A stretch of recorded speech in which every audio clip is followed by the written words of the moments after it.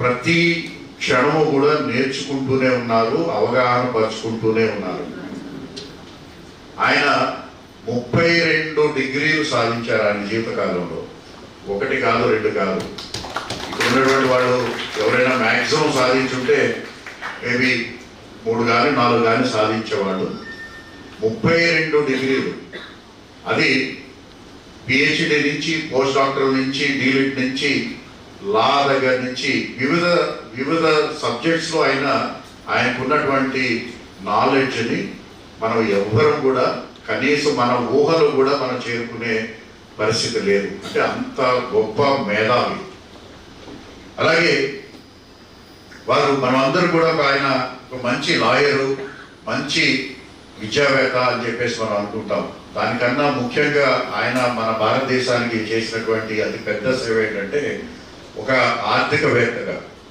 ఇది as an economist BR Ambedkar గారు మన ఇండియాకి మన కాన్స్టిట్యూషన్ ద్వారా ఆయన ఇచ్చినటువంటి ఫ్రేమ్ వర్క్ వల్ల ఈరోజు మనం జబ్బలు చరుచుకుంటూ ప్రపంచంలోనే 4వ ఆర్థిక శక్తిగా ఎదిగాము అని అంటే దానికి ముఖ్యమైనటువంటి వారు, మనం ప్రతి క్షణం మనం తలుచుకోవాల్సినటువంటి వారు బిఆర్ అంబేద్కర్ గారు.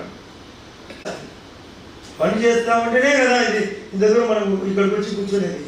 చేసేదానికోసం జిల్లా కలెక్టర్గా ఆయన అనేక విషయాలు తెలుసు, సీనియర్ వచ్చింది కాబట్టి ఎన్నో శాఖలు అన్ని అధికారులు ఉన్న తర్వాతనే శాఖకు వచ్చినాడు. కాబట్టి ప్రతి ఒక్కరూ ఆశయశుద్ధిగా గట్టిగా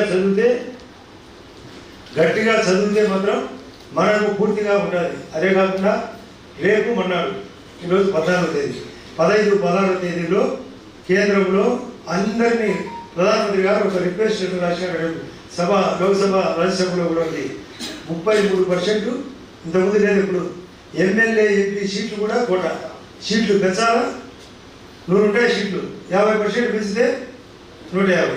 అందులో కూడా బాగుంటే 50. అంటే పెంచిన సీట్లన్నీ మహిళలకే. అది కాకుండా 33% కాకుండా వాళ్ళే ఊరుకున్నారు. ఇంకా మిగతా 67లో కూడా వస్తారు. కాబట్టి 33 అయ్యి, 34 అయ్యి, 37 అయ్యి, 51 అయ్యే పరిస్థితి గ్యారంటీ. లేచింది మహిళా లోకం, నిద్ర లేచింది మహిళా లోకం అనే పాటకు తగ్గట్టుగా దానికి కూడా ఆయన దానికి అంబేద్కర్ స్ఫూర్తి. ఉద్యోగాలతో పాటు మహిళలు కూడా ఎప్పుడైతే అంటారో వాళ్ళ హక్కులు పెరుగుతాయి, వాళ్ళు బాగా పిల్లలు చదివిస్తారు. నాకు ఒక చెప్పింది, అన్నీ ఎంత మహిళలకి రాష్ట్ర ప్రభుత్వం 20 రకాల మహిళలకు చేస్తున్నారు కదా, మాకేం చేస్తారు.